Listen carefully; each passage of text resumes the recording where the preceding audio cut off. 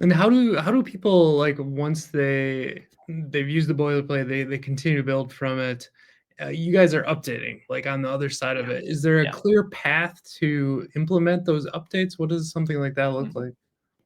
Yeah, that's actually one of the tricky parts. And it's like with all code bases that grow or that change.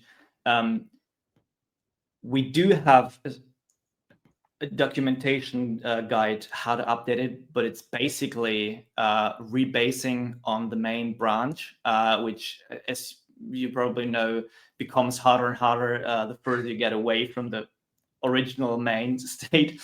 And so what we recommend is either do it very regularly, so like once a week you just rebase on the main thing to see to not have too many merge conflicts at Sure. once, or and that's what I see more customers doing is they don't necessarily rebase after a certain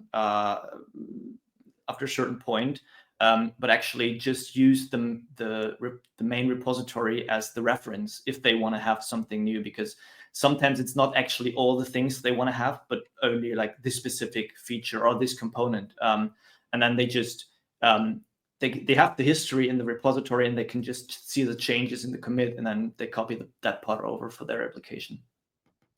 That totally makes sense. Yeah. Can you talk to me a little bit